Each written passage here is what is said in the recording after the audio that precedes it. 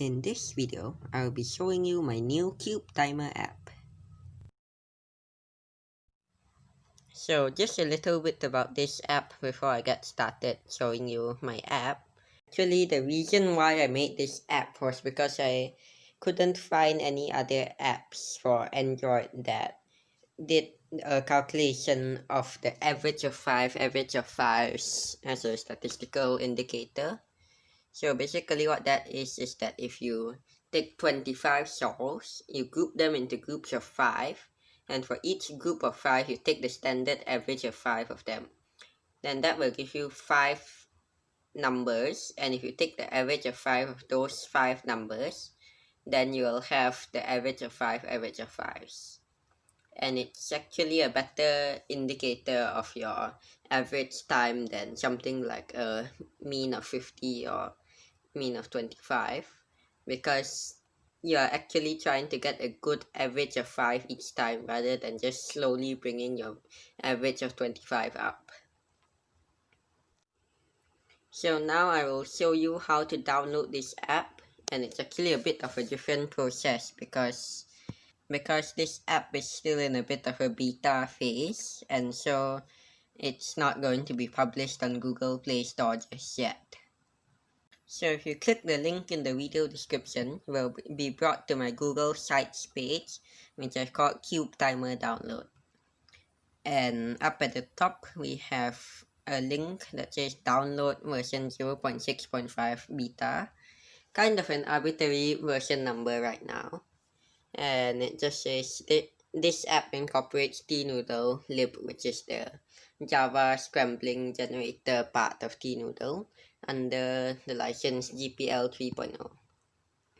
And there's a link to my Instagram and email if you'd like to give me any feedback, suggestions, or bug reports. And there's a checksum. There are 2 checksums here, just in case you'd like to checksum the app. And yeah, that's about all for this page.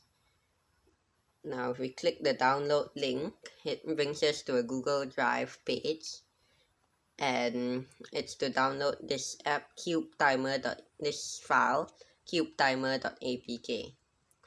And apk is just the way that apps are downloaded as files. So if we click download, and then here there's a pop-up, and if we click download, now it will be downloading. And once it's done downloading, we can say open. And so this is what will happen. It will say that for your security, your phone is not allowed to install unknown apps from this source, and the source will be whatever browser you're using. Now this is just a security feature because you don't want to be downloading apps from any whichwhere.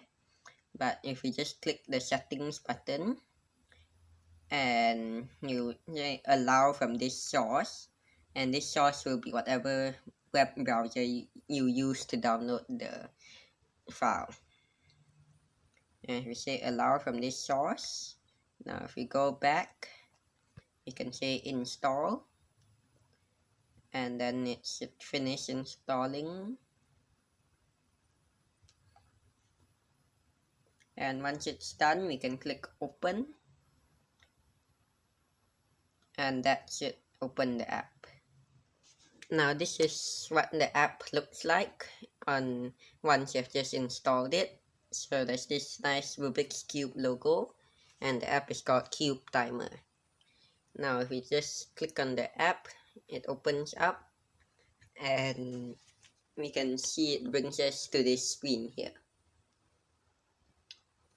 So this screen over here is the sign in screen. You have to just make a simple account with an email and a password to start using the app, and that's what it says down here. To continue to the timer app, please create an account or sign in. Then down here we have a back to home button, that once you're done creating your account or signing in, you can go back to the home screen. So I'm just going to make an account and just any password, and it just say over here minimum 6 characters. That's just a bit of a requirement. And then we can say create new account. So if you don't have an account yet, you say create new account, or if you already have an account, then just say sign in. And once that's done, we're signed in, and now we can go back to the home screen. So in the home screen, we have 4 buttons, 4 places to go. The small authentication button up at the top, that brings us back to the sign in page over here. And by the way, there's a button that says sign out if you want to sign out of your account or change account. Now there's timer, solves, and statistics. So first of all, we'll just take a look at the timer. And so we have every single one of the 11 WCA puzzles, 2x2 to 7x7, and the side events. And for each of them, you can see the scramble image, and the timer. There's only one exception to this, which is that clock scrambles don't have a scramble image because there's a bit of a problem with tnoodle and all. So hopefully I can get that sorted out in a later version. Now let's just go to something like 6x6, and if you see over here, there's a tap for scramble button, whereas previously all the scrambles should just be displayed. Now this is because 6x6 scrambles are quite long, and actually 5x5, 6x6, 7x7, and Mega Mink scrambles, all of them have a tap for scramble button. And if you tap the tap for scramble button, it shows this pop-up window with the scramble. And then if you'd like to close the pop-up window, you can just tap anywhere outside the pop-up window and it goes back here. And now this timer works pretty much like any other timer does, and it uses WCA inspection. So if we tap once, it starts inspection, and then if we tap again, that starts the timer, and it counts up in seconds, so that's your time counting up. And then if we tap again, now that's your time, and it goes down to millisecond precision. And of course the rules for WCA inspection do apply. If you were to go down to below, if you were to inspect for longer than 15 seconds but less than 17 seconds, it would be a +2.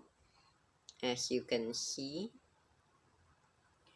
there's a +2, and then after that it's a DNF. Now if you get a DNF, the scramble doesn't change and all, so that's something that I could add. But for now, you can just redo that solve and start it and stop it. Now there's 3 buttons down here, +2, DNF, and this X button. So the +2 button adds 2 seconds to the solve. It's the 2-second penalty, and if you click that, you get an undo button in case you accidentally clicked +2. Then there's a DNF button, same thing, it counts the solve as a DNF.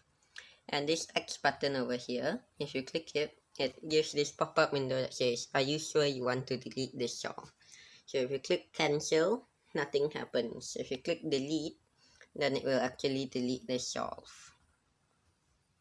So because some WCA scrambles take a long time to generate, such as 4x4 scrambles, if we started and stopped the timer very quickly, then the scramble would not have been generated yet. So what it does, it will actually say generating scramble while it's taking some time to generate the scramble, like that. And once it's generated, then the scramble will come up and the scramble image will change. So that's about all for this timer page.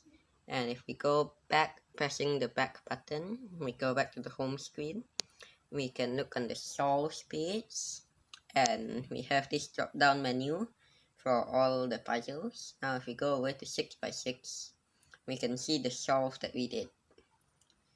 And now if we click on the solve, we can see the time, the penalty. Right now there's no penalty, so it just says okay.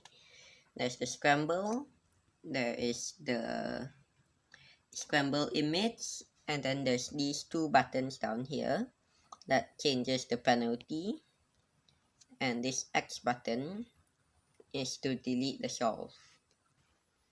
So let's say we go over to the 3x3 page, and you can see there seems to be too many solves to show all on one page, but you can actually just scroll through your solves like that, and for each solve you can tap on it to go to the solve page.